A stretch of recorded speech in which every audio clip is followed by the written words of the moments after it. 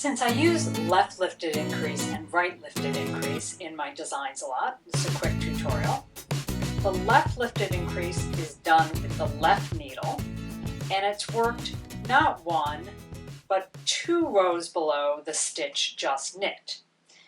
Now you're going to need to pick up the purl bump of the stitch 2 rows below. And there's 2 easy ways to grab that purl bump. The first way is to insert the left needle back to front, right through the heart of that stitch, and then simply back up, and there's the purl bump on your needle. Now you know you've gotten just the purl bump if it looks like a stitch with the leading leg to the back. And then you knit that, and that is your increase. So let's take a look at what that looks like. So there's your left lifted increase. I'm going to do that one more time with another way to pick up the purl bump. And that's to take your left needle and just hold it directly in front of the running bar and move forward, and you'll pick up the leg of that stitch 2 rows below, and then simply back up if you don't split the yarn. There you go. And there's the purl bump. And then you can knit that. And that's the left lifted increase. I'll do that again for throwing, although it doesn't change anything. Sometimes throwers it's fun to see things in your own knitting style. So here we go. I'm going to pick up the purl bump, not 1 row, but 2 rows below. Get that purl bump up on my needle, and then I'll go ahead and knit that. And that's what that looks like. It's a very neat little invisible increase.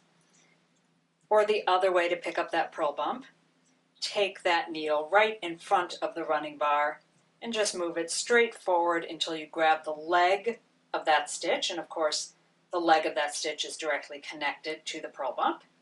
And go ahead and knit that. So that's the left lifted increase. And that is done with the tip of your left needle, and you're working into 2 rows below the stitch you just worked. The right lifted increase is done with the right needle, and it's worked into 1 row below, because after all, 1 row below the stitch you haven't worked is the same row, check that out, as 2 rows below the stitch you've just worked. So what we do with the right lifted increase is we take our right needle and we pick up the purl bump 1 row below. And the easiest way to do this is then to just pop it onto your needle and then knit it. And notice that I'm holding on to these stitches, this other stitch, so it doesn't get split or caught up. Let me show you what that looks like. So that's what that guy looks like. That is the right lifted increase. Let me do that one more time for throwing, then we'll do it for picking. So again, I'm going to pick up that purl bump 1 row below, and I don't want to split the yarn. And I'm going to pop it on my needle, and then I'm going to knit it.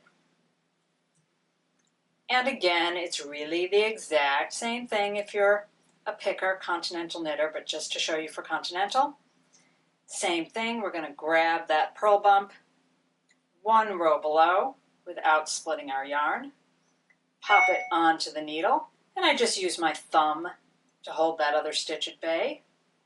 And then I go ahead and knit that and knit the next stitch. And that is a right lifted increase. So the right lifted increase is done with the right needle 1 row below the stitch you haven't worked. The left lifted increase is done with the left needle 2 rows below the stitch you've already worked. And it's a really lovely increase, and we're going to be using that on lots of fun sweaters. Hope you enjoy it.